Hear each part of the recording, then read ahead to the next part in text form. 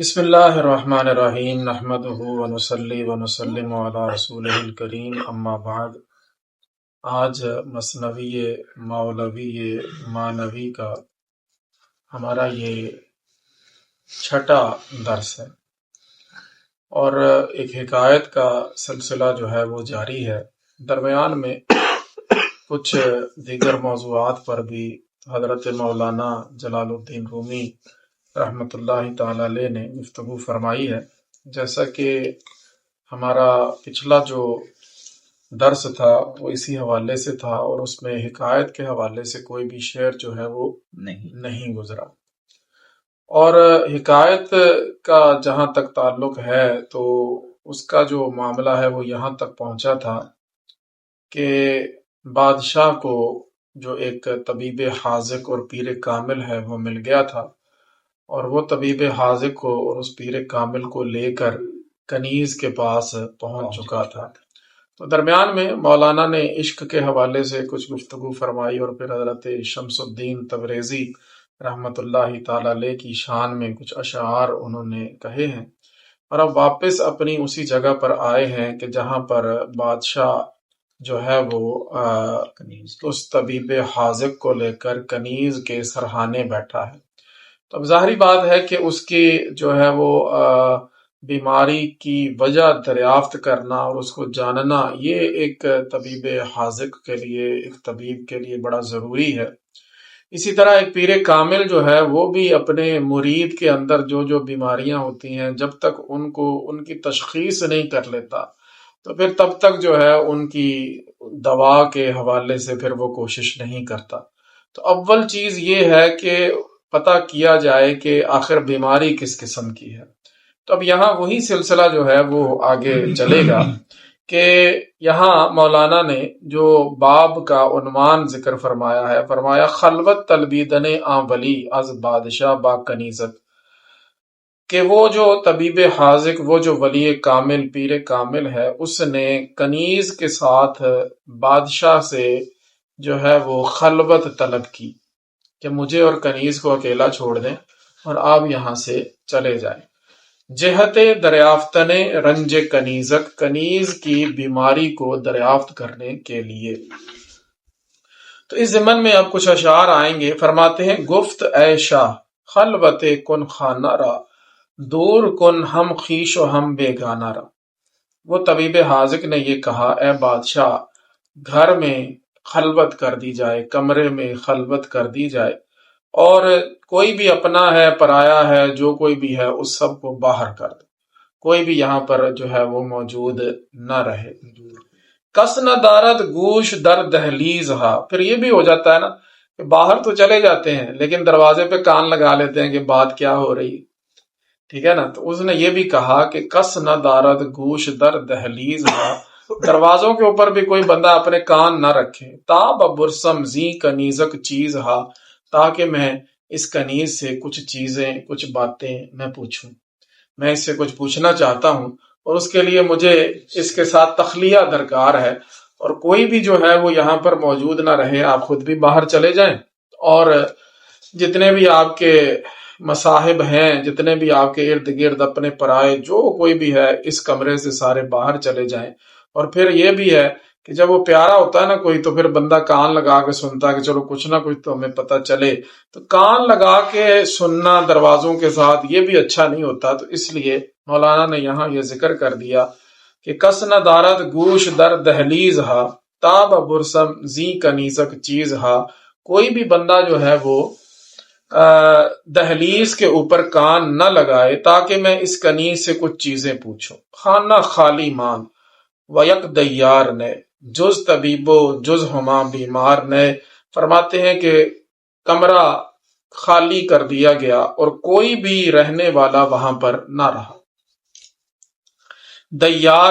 دیار کے اندر جو رہنے والا ہوتا ہے اسے دیار کہا جاتا ہے۔ تو فرماتے ہیں کہ خانہ خالی مان، گھر جو ہے وہ خالی کر دیا گیا اور کوئی بھی وہاں پر باقی نہ رہا سوائے طبیب کے اور اس بیمار کے، وہاں پر اور تیسرا اب کوئی نہیں تھا۔ اب نرم نرمک گفت شہر تو کجاست، ایک وہ بات تھی نا کہ پرس پرسا، یعنی پوچھتے پوچھتے، اسی طرح کا ایک پیارا سا لفظ یہ ہے کہ نرم نرمک، یعنی نرمی نرمی سے اب وہ طبیب حاذق نے گفتگو جو ہے وہ شروع کی ہے کنیز سے، اور وہ پہلی بات جو انہوں نے پوچھی ہے وہ یہ پوچھی ہے کہ شہر تو کجاست، تمہارا شہر کون سا ہے، تم کس شہر سے تعلق رکھنے والی ہو۔ کس لیے کہ علاج اہل ہر شہر جداست، ہر شہر کے رہنے والوں کا طریقہ علاج جو ہے وہ مختلف ہوتا ہے۔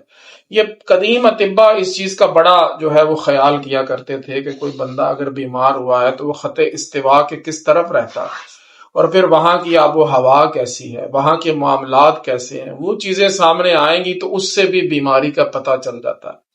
عموماً ہمارے ہاں بھی یہ دیکھیں نا کہ ہر شہر کی، ہر علاقے کی آب و ہوا جو ہے وہ مختلف ہے، اسی طرح وہاں کی بیماریاں جو ہیں وہ بھی مختلف ہیں۔ جیسے اسلام آباد چلے جائیں تو وہاں چونکہ درخت بہت زیادہ ہیں تو وہاں اکثر لوگوں کو پولن الرجی ہوئی رہتی ہے، ٹھیک ہے نا۔ تو اسی طرح مختلف علاقوں کے گرم علاقے ہیں، اسی طرح ٹھنڈے علاقے ہیں، ہر علاقے کی اپنی اپنی بیماری اور اپنا اپنا جو ہے وہ اس کا علاج ہوتا ہے۔ بخار کبھی سردی سے بھی ہوتا ہے، بخار کبھی گرمی سے بھی ہو جاتا ہے۔ تو وجوہات جو ہے نا جاننے کے لیے ایک یہ وجہ بھی اس کے اندر ضروری ہے کہ دیکھا جائے کہ وہ کس علاقے کے اندر رہنے والا ہے بیمار، ٹھیک ہے جی۔ تو نرم نرمک گفت، نرمی نرمی سے جو ہے نا جی، انہوں نے نرم اور ملائم ایک لہجہ اختیار کرتے ہوئے اس طبیب الہی نے اس کنیز سے پوچھا کہ شہر تو کجاست، تمہارا شہر کون سا ہے، کہ علاج ہر شہر جداست، ہر شہر کا جو علاج ہوتا ہے وہ الگ ہوتا ہے۔ بندر آ شہر از قرابت کی استت، خیشی و پیوستگی با چیستت، فرماتے ہیں اور اس شہر کے اندر تمہارے اہل قرابت جو ہیں وہ کون سے ہیں، تمہارا قرب کن لوگوں سے رہا ہے، کس طرح کے لوگوں سے ملتی جلتی رہی ہو، کس طرح کے لوگوں کے ساتھ جو ہے نا وہ اٹھتی بیٹھتی رہی ہو، امیروں کے ساتھ اٹھنا بیٹھنا تھا یا غریبوں کے ساتھ، فقیروں کے ساتھ، پکی واسوں کے ساتھ، جھونپڑی والوں کے ساتھ، کس طرح کے لوگ تھے، کس طرح کا سلسلہ تھا، تمہارے اہل قرابت جو ہیں وہ کون سے تھے، تمہاری خیشی اور پیوستگی باچیستت، تمہاری اپنائیت کن کے ساتھ محسوس ہوتی تھی، اور تمہاری پیوستگی، تمہارا یعنی کہ جو ہے نا جی جڑا ہونا کسی کے ساتھ، تعلق تمہارا جو ہے نا وہ کس طرح کے لوگوں کے ساتھ تھا۔ ظاہری بات ہے جو علماء کے پاس بیٹھتے ہیں ان کی جو ہے طبیعت بھی علماء جیسی ہوگی، جو جناب اپنا غلط قسم کے لوگوں کے پاس بیٹھیں گے ان کی طبیعت کے اندر وہ چیزیں جھلکتی ہوتی ہیں۔ تو یہ بھی ایک کہہ لیں کہ سوال بنتا تھا یہاں پر کہ آپ نے یہ پوچھا کہ پہلے تو یہ بتاؤ کہ تمہارا شہر کون سا ہے، اور پھر اس کے بعد یہ بتاؤ کہ اس شہر کے اندر کس قسم کے لوگوں کے ساتھ تمہارا اٹھنا بیٹھنا تھا۔ اور پھر کیا کیا، دست بر نبزش نہاد و یک بیک، باز می پرسید از جور فلک، طبیب نے اپنا ہاتھ جو ہے وہ اس کی نبض کے اوپر رکھ لیا اور ایک ایک کر کے پھر اس سے وہ پوچھتا رہا جور فلک کے بارے میں۔ جور فلک سے مراد یہ ہے کہ ایک کہہ لیں کہ زمانے کے ایام گزرنے کے ساتھ ساتھ جو بندے کے اوپر طرح طرح کی پریشانیاں آ جاتی ہیں، مصیبتیں، کوئی مشکل وقت آ جاتا ہے، کبھی اچھا کبھی برا، تو یہ یوں سمجھ لیجئے کہ جیسے جس کو کہتے ہیں نا کہ ستاروں کے احوال جو ہیں وہ جو ہے کسی بندے کے لیے نہیں رہتے مناسب جب، تو پھر اس کے لیے مشکل وقت آ جاتا ہے۔ تو جور فلک کا جو ہے نا ایک مطلب جو لفظ ہے وہ اس لیے لیا جاتا ہے کہ زمانے کی تلخیاں، زمانے کے نشیب و فراز، وہ جو ہے نا جی جب بندے کے اوپر آتے ہیں تو اسے وہ جور فلک جو ہے نا جی وہ کہتے ہیں۔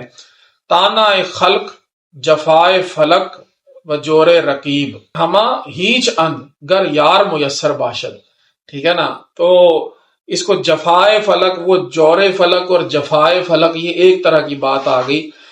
مولانا ہی غالباً انہی کا شعر ہے، وہ فرماتے ہیں کہ خلق کے تانے، جفائے فلک یعنی جو سیاروں کی الٹی گردشیں، الٹی چالیں، و جور رقیب اور دشمنوں کی جو دشمنیاں ہیں، یہ کچھ بھی نہیں ہے اگر یار موافق، اگر یار موافق ہو۔ تو دست بر نبزش نہاد و یک بیک، باز می پرسید از جور فلک، تو اس کو جناب یہ ستاروں کی الٹی سیدھی جو چالیں ہیں اور زمانے کے نشیب و فراز جو ہیں اس بارے سے جو ہے نا جی باتیں پوچھنی شروع کر دیں اس طبیب حاذق نے اس کنی سے۔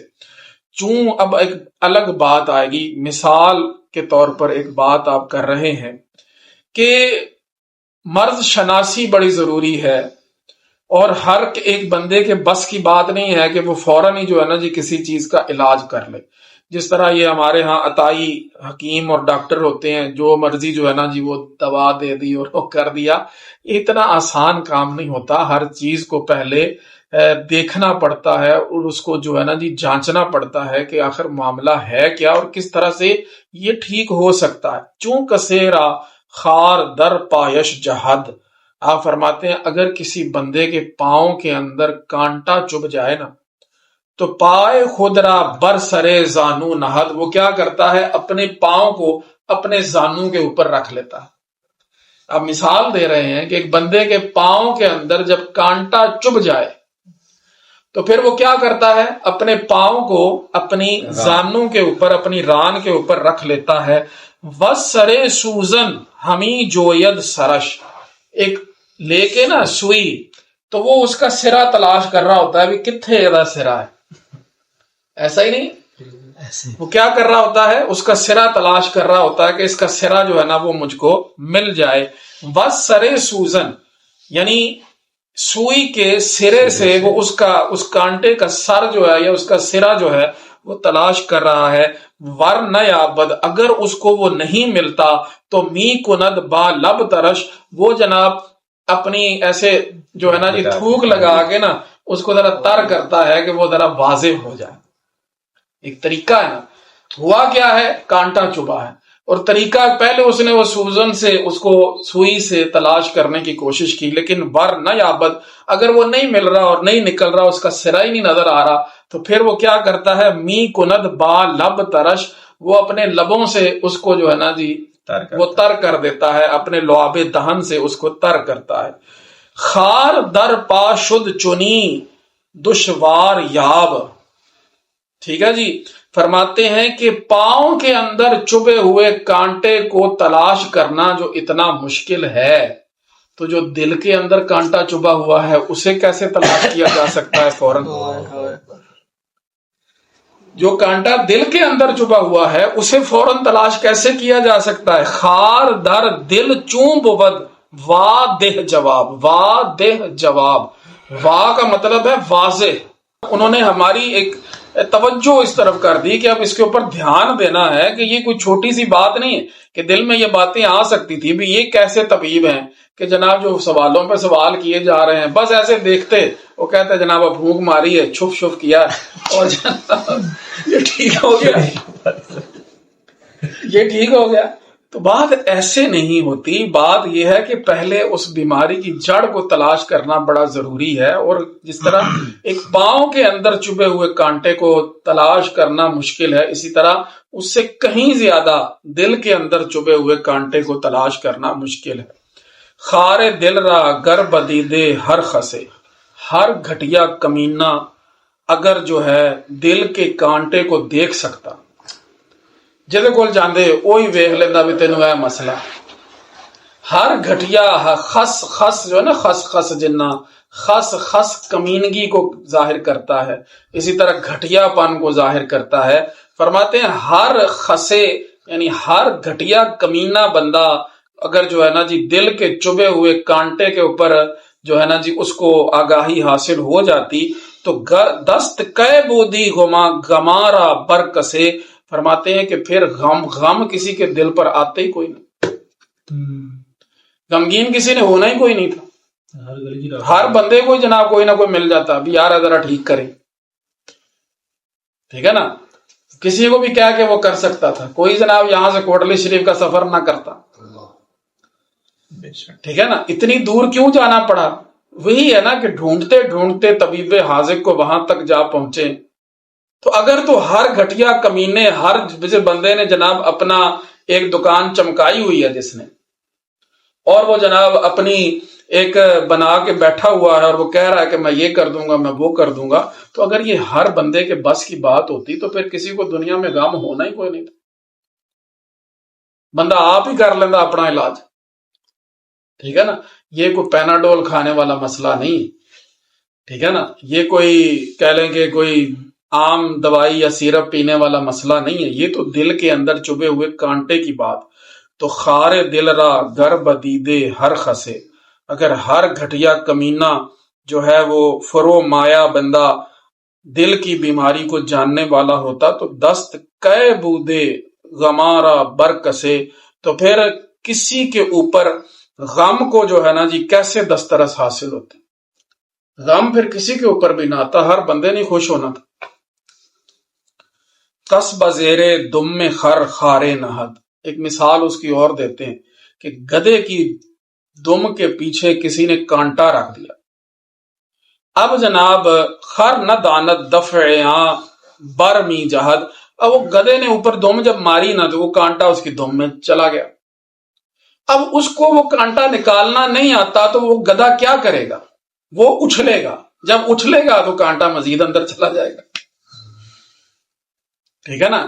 آپ نے ایک مثال یہ دی ہے، فرماتے ہیں کہ کسب زیر دم میں خر خارے نہد، کوئی بندہ جو ہے وہ اگر کسی گدے کی دم کے نیچے جو ہے ایک کانٹا رکھ دے اور وہ کانٹا اس کی دم کے اندر چبھ جائے تو خر نہ دانت دفعیاں، اس گدے کو کیا پتا کہ یہ کانٹا میں نے کیسے نکالا، تو برمی جہاد وہ کودے گا، وہ اچھلے گا۔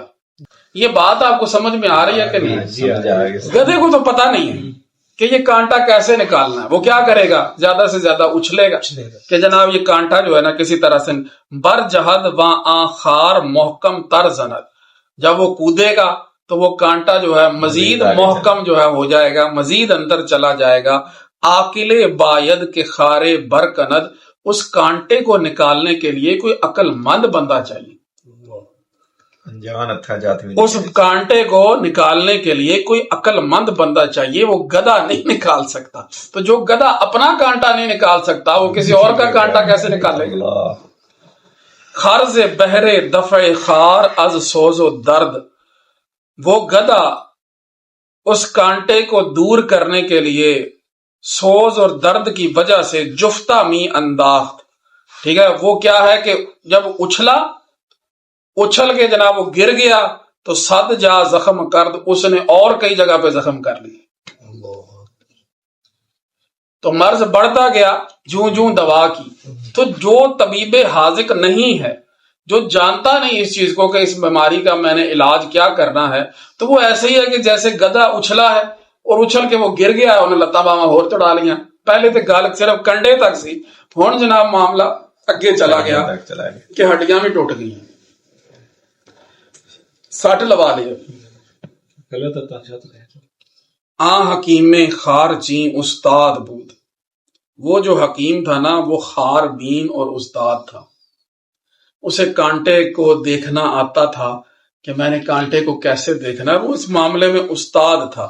دست می زد جا بجا می آزمود، تو اس نے جو ہے نا جی وہ اس وجہ سے چونکہ وہ ایک ماہر طبیب تھا، تو ماہر طبیب کا کام یہی ہوتا ہے کہ کبھی وہ آنکھ کو دیکھتے ہیں، کبھی وہ کہتے ہیں منہ کھولو اس میں دیکھتے ہیں، کبھی کانوں میں دیکھتے ہیں، کبھی جناب پیٹ کو دبا کر دیکھتے ہیں، تو ایسے ہی دست می زد جا بجا می آزمود، تو جا بجا وہ ہاتھ رکھ کے جو ہے نا ساتھ ساتھ وہ اس کی جانچ کر رہا تھا اور اس کی بیماری کو وہ آزما رہا تھا کہ معاملہ کیا ہے اور کون سی بیماری جو ہے نا اس کو لگی ہوئی ہے۔ زاں کنیزک بر طریقے داستاں باز می پرسید حالے دوستاں، اب اس نے ایک نیا سوال کیا، فرماتے ہیں کہ اس کنیز سے اسی طرح باتیں کرتے کرتے کہانی کے طور پر جناب اس نے نا دوستوں کا حال پوچھا کہ تمہارے جو دوست ہیں، تمہارے ملنے والے ہیں، تمہارا ان کے ساتھ جو ہے وہ کیسا طریقہ ہے۔ با حکیم قصہ می گفت فاش، اس حکیم سے اس کنیز نے جو ہے نا جی جتنے بھی قصے تھے بڑے اس نے جناب واضح کر کے بیان کر دیے۔ از مقاموں خاج گانوں شہر تاش، شہر تاش کا مطلب یہ ہوتا ہے کہ ایک شہر کے جو ہے نا 2-4 بندے کہیں بھی اکٹھے ہو جائیں تو انہیں شہر تاش کہا جاتا ہے، یعنی یہ ہم شہر لوگ ہیں۔ تو اس نے اپنے مقام کے بارے میں بھی بتایا، اپنے خواجگان، اپنے بڑے آباء و اجداد کے بارے میں بھی بتایا، اور اپنے شہر کے کچھ ساتھیوں کے بارے میں بھی اس نے بات جو ہے وہ بتائی۔ سوئے قصہ گفتنش می داشت کوش، سوئے نبض و جستنش می داشت ہوش۔ اس حکیم نے کیا کیا کہ اس نے کان اس کی باتوں کے اوپر رکھے اور ہاتھ جو ہے اس کی نبض کے اوپر رکھا کہ یہ کب جو ہے نا جی اس کے اندر جناب حرارت آتی ہے، جو ہے نا جی تیزی آتی ہے اور یہ کودتی ہے۔ جستن کہتے ہیں کودنے کو، ٹھیک ہے۔ تو فرماتے ہیں کہ سوئے قصہ گفتنش می داشت گوش، اس حکیم نے اس کے قصہ سنانے کے، اس کی کہانیاں جو وہ سنا رہی تھی نا جی، اس کہانی سنانے کی طرف اس نے کان رکھے، اور سوئے نبض، اس کی نبض کے اوپر اور اس کی نبض کے اچھلنے کے اوپر اس نے اپنے ہوش رکھے، یعنی توجہ ادھر بھی ہے اور توجہ ادھر بھی ہے، اس کی بات بھی سن رہا ہے اور اس کی نبض کے اوپر بھی ہاتھ رکھا ہوا ہے، اس کے جستن کو، اس کے کودنے کو، اس کے اچھلنے کو جو ہے نا جی دیکھ رہا ہے کہ کہیں وہ تیز ہو رہی ہے کہ نہیں۔ تاکہ نبض از نام کے گردد جہاں، جہاں اور ہوتا ہے جہاں، یہ پورا جہان ہے، جہاں یہ جہانندہ، یہ وہی جستن سے ہی ہے، جہانیدن یہ بھی ایک مصدر آتا ہے، تو جہاں کا مطلب بھی کودنا ہے۔ کیوں فرماتے ہیں کہ تاکہ دیکھے کہ اس کی نبض جو ہے کس کے نام کے اوپر جو ہے اچھلتی ہے، کس کے نام پر وہ جہاں ہوتی ہے۔ تو آگے جہاں بھی آ گیا ہے، او بود مقصود جانش در جہاں، جس کے نام کے اوپر اس کی جو نبض ہے نا جی وہ اچھلے گی، تیز ہو جائے گی، وہ جہان کے اندر اس کی جان کا مقصود ہوگا، کیا اس کی روح جو ہے وہ اس کو تلاش کر رہی ہوگی۔ تو جہاں بھی آ گیا اور جہاں بھی آ گیا، جہاں اور جہاں دونوں کا آپ کو معنی بتا دیا۔ تاکہ نبض از نامے کئے گردد جہاں، تاکہ دیکھے کہ اس کی نبض جو ہے وہ کس کے نام پر جو ہے وہ کودتی ہے، اچھلتی ہے، تیز ہوتی ہے۔ او بود مقصود جانش در جہاں، وہ بندہ جو ہے اس کا دنیا کے اندر ایک واحد مقصود ہوگا۔ دوستان شہر اورا برشمرد، اس کے جو شہر کی اس نے بات سنائی، ظاہری بات ہے وہ بھی کنیز تھی، کبھی کسی شہر کبھی کسی شہر کے معاملے ہوں گے۔ فرماتے اس کے شہر کے دوستوں کے جو ہے نا جی سارے ان کو شمار کر لیا۔ بعد ازاں شہر دیگر را نام برد، اور اس شہر کے بعد دوسرے شہر کا نام لیا، ٹھیک ہے نا جی۔ لاہور میں سارا دیکھ لیا ہے، پھر آگے شیخو پورہ کی بات آ گئی، ادھروں ادھروں بھی تو کوئی ہو سکتا ہے کہ نہیں۔ تو گفت چون بیرون شدی از شہر خیش، اور اس کو کہا کہ جب تم اپنے شہر سے نکلی، در قدامی شہر بودستی تو بیش، پھر اس کے بعد زیادہ تم کس شہر میں رہی، یہ بتاؤ۔ جب تم اپنے شہر سے نکلی ہو تو پھر اس کے بعد زیادہ تم کون سے شہر کے اندر رہی ہو۔ نام شہر گفت و زاں ہم در گزشت، فرماتے ہیں کہ شہر کا نام بھی اس نے بتا دیا، اور اس کے اندر جو کچھ اس نے اس کے اوپر گزری تھی، جو معاملات اس نے کیے، وہاں جو نوکری کی، کام کاج کیا، جو بھی، لیکن رنگ و رو و نبض او دیگر نگشت، نہ اس کا رنگ بدلا، رنگ رو و نبض او، نہ اس کے چہرے کا رنگ بدلا، نہ اس کی نبض بدلی۔ بس وہ بھی سنا کے تو جناب اس سے بھی وہ آگے چلی گئی کہ اتھے بھی کوئی ایسا مسئلہ نہیں ہے۔ خواجگانو شہر ہارا یک بیک، باز گفت از جائے و از نانو نمک، فرماتے ہیں کہ اس نے نا مختلف اپنے جو وہاں کے رؤساء ہیں، بڑے بڑے لوگوں کے پاس جو وہ رہی، اور جو مطلب معاملات سب کے نام بھی لے دیے، سارے آگے شہروں کا یک بیک سارا اس نے جو ہے نا جی بتا دیا، ساری جگہوں کے بارے میں۔ نانو نمک یعنی وہاں پہ کھانا پینا اس کا کیسا چلتا رہا، کیا اس کو ملتا رہا، یہ ساری چیزیں جو ہے نا اس نے بتا دی۔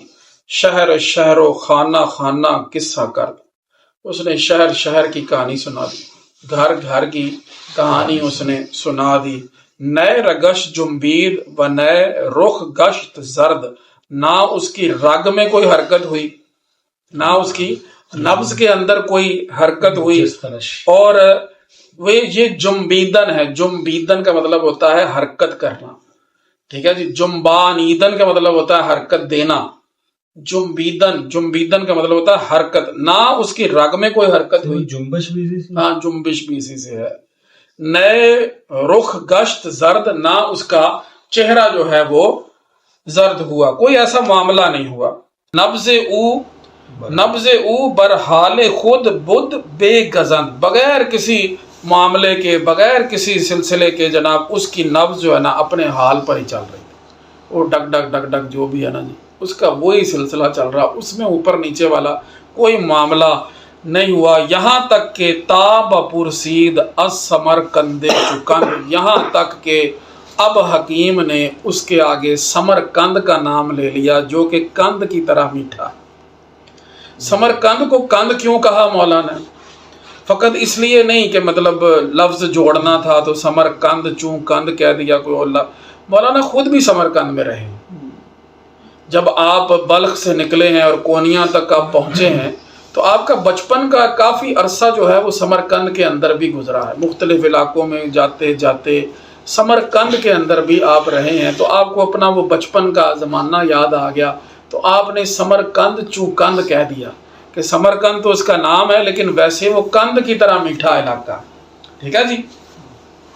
تو اپنا بچپن جو گزرا ہوا ہے، جو وہاں پہ گزارا ہوا زمانہ ہے، ویسے بھی یہ جو سمرقند ہے نا جی اس کے اندر ایک جگہ جو ہے نا وہ بھی ایسی موجود ہے کہ یہ بات کی جاتی ہے مختلف جو تاریخ نویس ہیں ان کے ہاں کہ 4 جگہیں ہیں دنیا کے اندر، وہاں پہ ایسے باغات ہیں، ایسے وہاں پہ سلسلے ہیں جو یوں سمجھ لیجئے کہ دنیا کے اندر جنت ہے. ان میں سے ایک سمرقند کے اندر. اس وجہ سے بھی آپ نے سمرقند کو قند فرمایا ہے. وہ جگہیں اب کہاں کہاں ہیں؟ ایک تو غوطہ ہے دمشق کے اندر. غوطہ علاقے کا نام ہے دمشق کے اندر. غوطہ عام طور پہ ہمارے ہیں جب وہ وہاں لڑائی ہو رہی ہوتی تو غوطہ پہ قبضہ کر لیا. وہاں پر وہ باغ کا ایک علاقہ ہے ایسا کہ جس کو یہ کہا جاتا ہے کہ یہ دنیا کے اندر ایک جنت ہے. دوسرا شعب بوان، یہ ایران کے علاقے کے اندر بوان کی ایک گھاٹی ہے 2 پہاڑوں کے درمیان. اس کو یہ کہا جاتا ہے کہ یہ بھی دنیا کے اوپر جو ہے وہ جنت ہے. تیسری وہ ابولا ہے بصرہ کے اندر. ابولا بصرہ کے اندر ہے.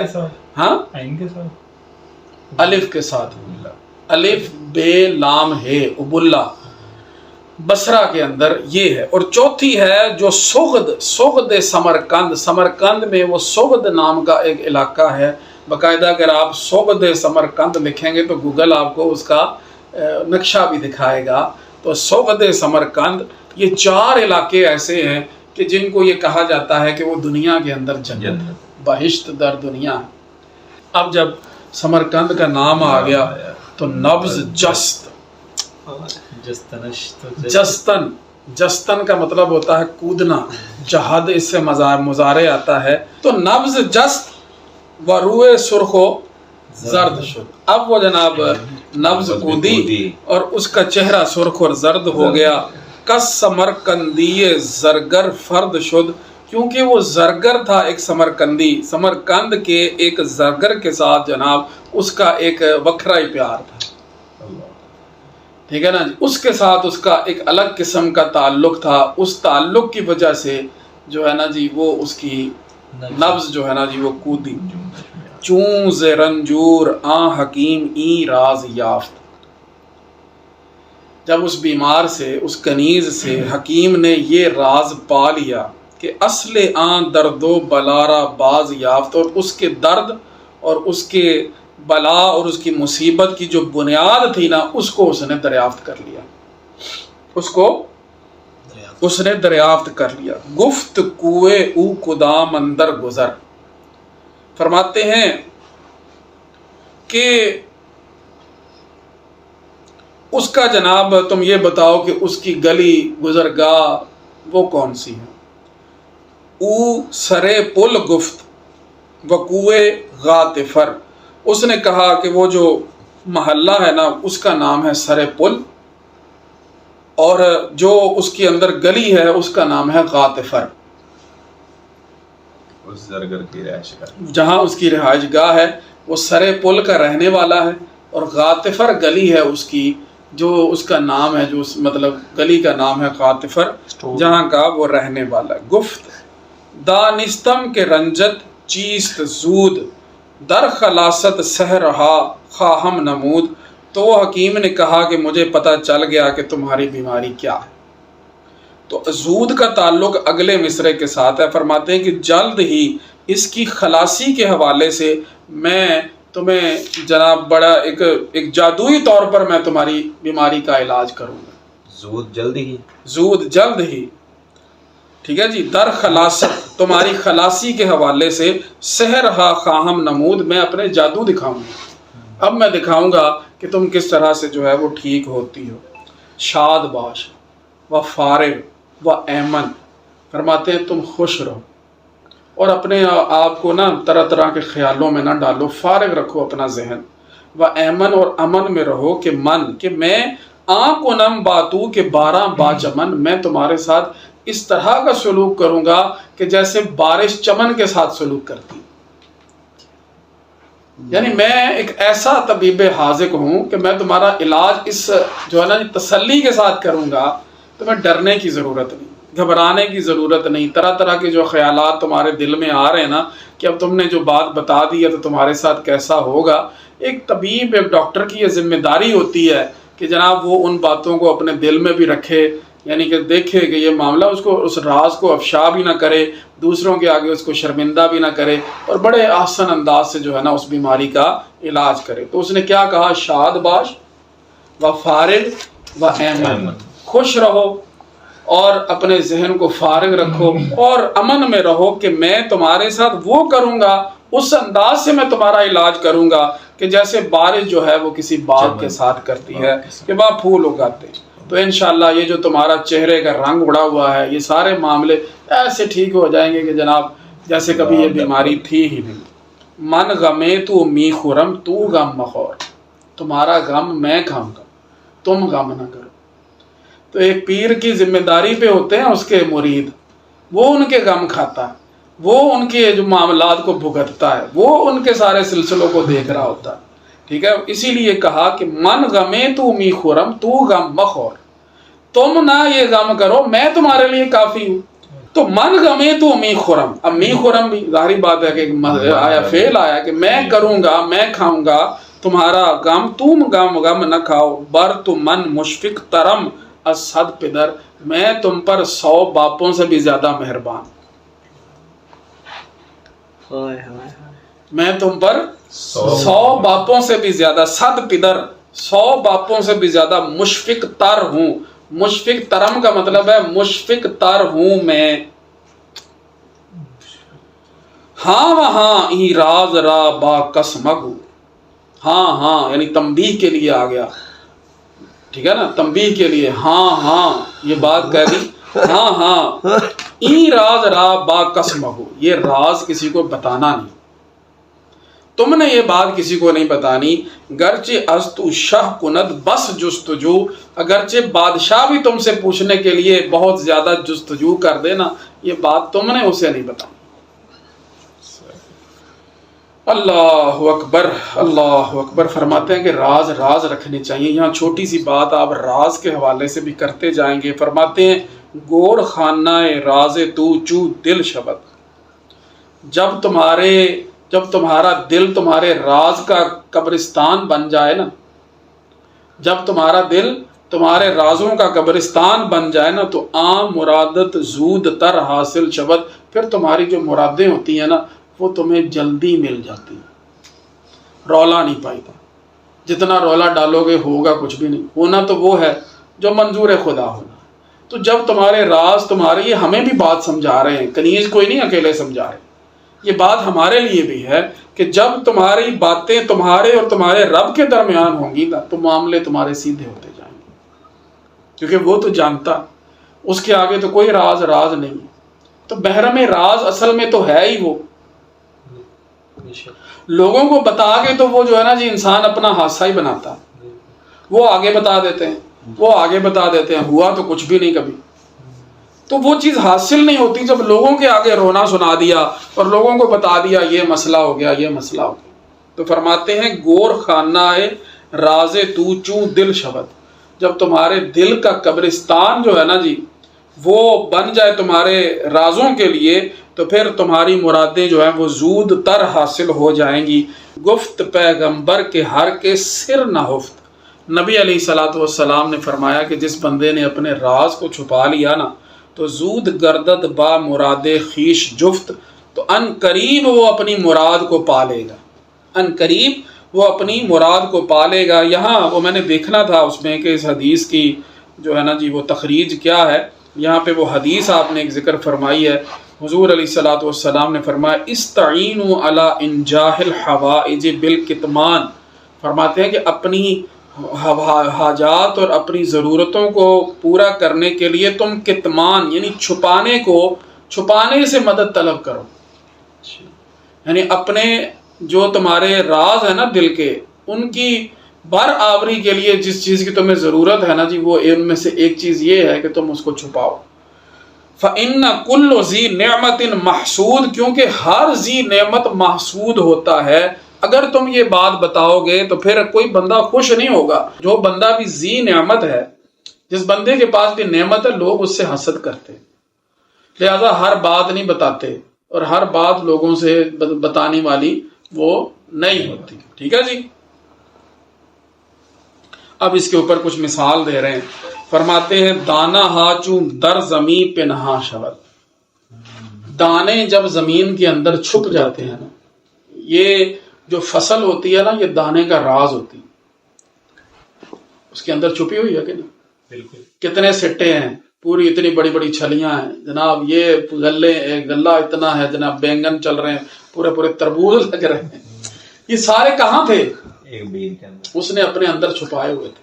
تو پھر وہ دانہ جو ہے نا جی جب زمین کے اندر پنہاں ہو جاتا ہے، چھپ جاتا ہے، تو سر آن سر سبزی بستاں شبد، تو پھر اس کا جو ہے نا جی اس کا راز جو ہے نا جی وہ باغ کی سر سبزی بن جاتا ہے، وہ کامیاب ہو جاتا ہے. ذرو نکرا گر نبودندے نہاں، سونا اور چاندی اگر چھپے ہوئے نہ ہوتے نا تو پرورش کی یافتندے زیر کان، تو کان کے اندر وہ پرورش کیسے پاتے؟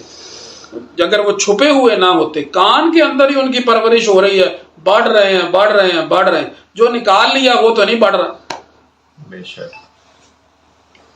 جو نکال لیا اتنے عرصے سے کھوڑا کی کان سے جناب نمک نکال رہے ہیں، اللہ اور دے رہا ہے، اللہ اور دے رہا ہے، اللہ اور دے رہا ہے، لیکن جو باہر ہے وہ تو نہیں بڑھ رہا. اسی طرح جو سونا چاندی باہر آ گئے ہیں تو وہ تو نہیں بڑھ رہے، لیکن جو چھپے ہوئے ہیں وہ آگے سے آگے بڑھ رہے ہیں، آگے سے آگے ان کا نظام جو ہے وہ چل رہا ہے. تو زرو نکرا، زر کہتے ہیں سونے کو، نکرا کہتے ہیں چاندی کو، اگر وہ نہا نہ ہوتے، چھپے ہوئے نہ ہوتے تو پرورش کے یافتندے زیر کان، تو کان کے نیچے وہ جناب پرورش کیسے پا رہے ہوتے.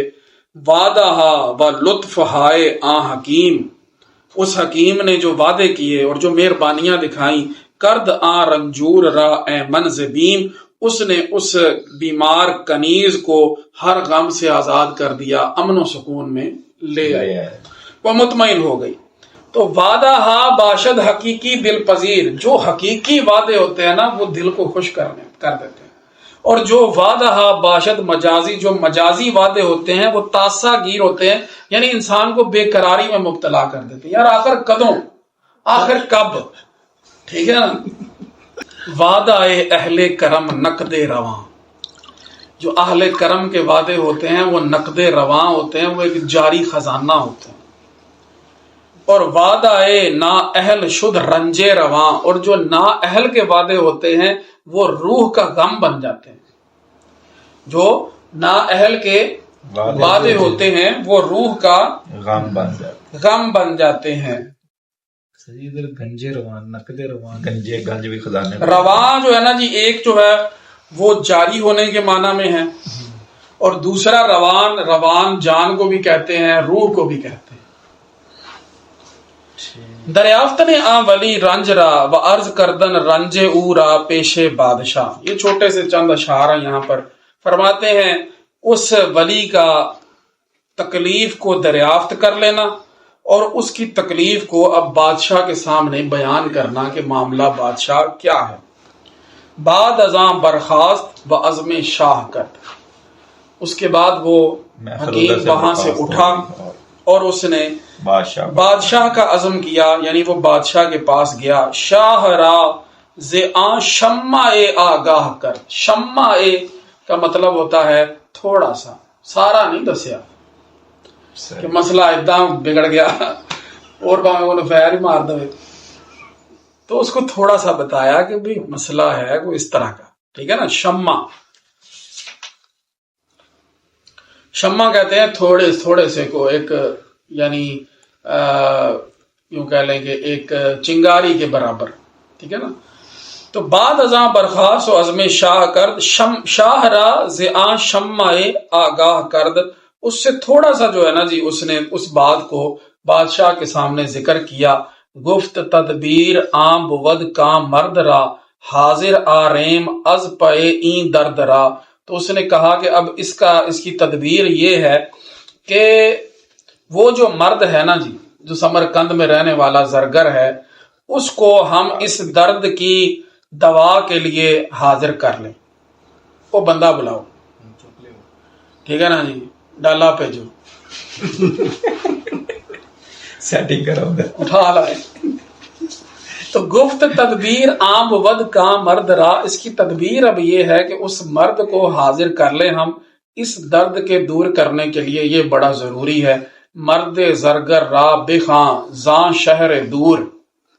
ٹھیک ہے جی. اس دور کے شہر سے یعنی سمرقند سے اس مرد زرگر کو بلا لو. بازر و خلعت بدہ او را غرور. اس کو تھوڑا زر اور خلعت جو ہے نا یہ دے کر تھوڑا اس کو یعنی کہ نا دھوکہ دو، یا اس کو مطلب یوں کہہ لیں کہ اس کو خوش کر دو. ٹھیک ہے نا. اس کو کوئی پیسے پوسے دو، اس کو خلعت جو ہے نا جی وہ تم کوئی پہناؤ تو وہ کہے کہ جناب ہاں میں تو ہے نا جی بڑا بادشاہ جو ہے میرے ساتھ خوش ہو گیا. ٹھیک ہے نا جی. تو بازر و خلعت بدہ اورا غرور. تو اس کو خوش کرو ذرا پیسے دے کے، خلعت دے کے. تو اب وہ اس کو خوش کرو زر اور خلعت دے کے. اب وہ ہوا یہ کہ اس کے بعد بادشاہ نے اپنے بندے بھیجے اور انہوں نے جا کے یہ بتایا یار بادشاہ تمہارے ساتھ بڑا خوش ہے، یہ بادشاہ نے تمہارے لیے کچھ اشرفیاں بھی بھیجی ہیں، یہ تمہارے لیے خلعت بھی بھیجی ہے. خلعت یعنی وہ جو جبہ پہنایا جاتا ہے. تو اب یہ ہے کہ بادشاہ تمہیں بلا رہا ہے کہ مزید تمہارے ساتھ ذرا پیار محبت کرے. اس نے کہا لو جی گالی کوئی نہیں. وہ خوش ہو گیا. اس نے کہا جس نے یہاں اتنا کچھ دیا ہے تو وہاں کتنا کچھ دے گا. تو گھوڑے پہ بیٹھ کے جناب اس نے دوڑ لگا دی. اس کو یہ نہیں پتا کہ وہاں جو خلعت اترنے والی ہے نا وہ کون سی ہے. ہاں تو وہی بات آ گئی کہ مرد زرگر را بخاں از شہر دور. اس نے کہا کہ وہ شہر دور سے اس مرد زرگر کو بلا لو اور با زرو خلعت بدہ اورا غرور. اس کو ذرا خلعت اور زر دے کر تم خوش کرو اور پھر جب وہ آ جائے گا تو ہمارا علاج شروع ہو جائے گا. تو یہاں تک اللہ رب العزت قبول فرمائے اور ہمیں آگے مزید پڑھنے کی بھی توفیق عطا فرمائے. وآخر دعوانا الحمد للہ رب العالمین.